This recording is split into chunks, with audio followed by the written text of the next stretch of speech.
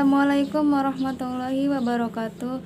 Oke, di video saya kali ini saya akan membahas tentang apa sih manfaat membaca sholawat dan kenapa kita harus bersolawat. Sebenarnya membaca sholawat itu manfaatnya banyak ya. Cuma di sini yang saya mau jelaskan beberapa saja. Karena emang kalau dijelasin semuanya nggak cukup waktu yang sedikit gitu. Harus membutuhkan durasi yang banyak.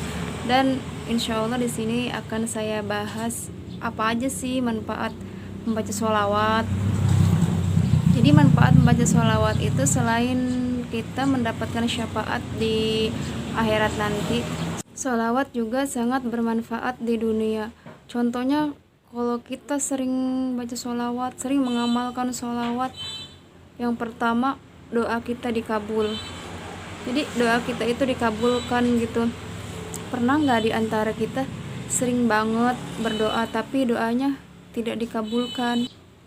Kenapa doa kita nggak dikabulkan sedangkan kita sering banget berdoa setiap sholat 5 waktu, setiap sholat sunnah, setiap sholat tahajud, duha, bahkan sunnah-sunnah yang lain kita sering berdoa, tapi kenapa gitu doa kita nggak dikabulkan?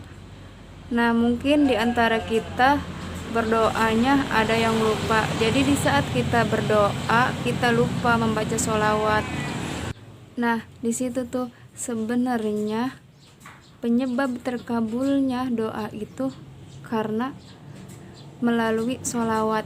Sebenarnya kunci terkabulnya doa kita itu karena kita sebelum berdoa membaca sholawat terlebih dahulu.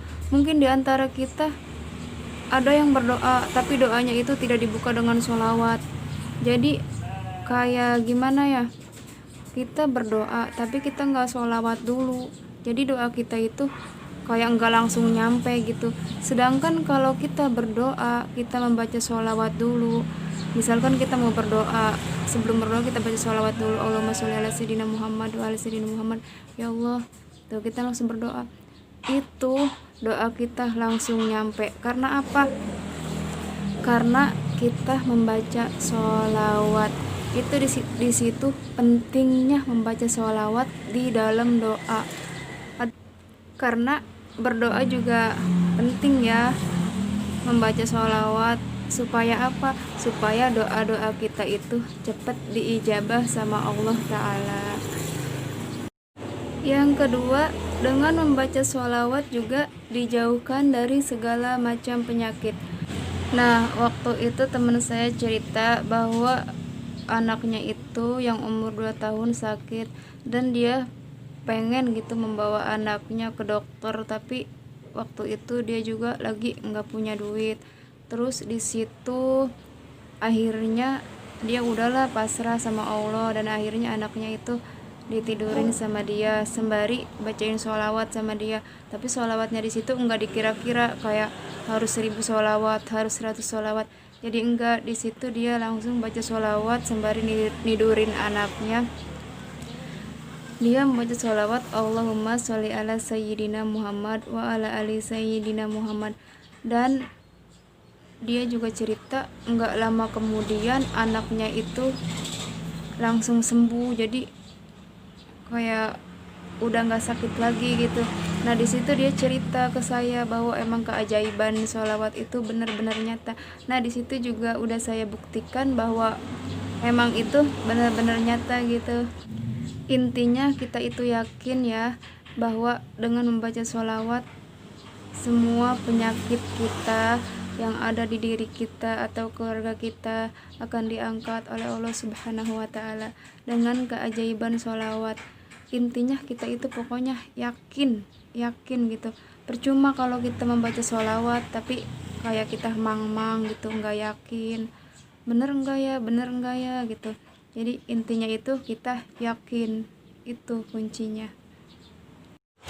Yang ketiga, menjauhkan dari wabah atau virus. Maka cara yang terbaik menghadapi wabah ini adalah dengan banyak-banyak membaca sholawat. Mau sholawat syajaratun nuqud silahkan, mau sholawat Jibril juga silahkan, mau sholawat munjiat juga silahkan, mau sholawat fatih juga silahkan. Nah insya Allah di video berikutnya saya akan menjelaskan apa itu sholawat Jibril, apa itu sholawat fatih, apa itu sholawat Syajaratun Nuqud, apa itu sholawat munjiat. Insya Allah nanti akan saya jelaskan satu persatu, cuman gak sekarang ya.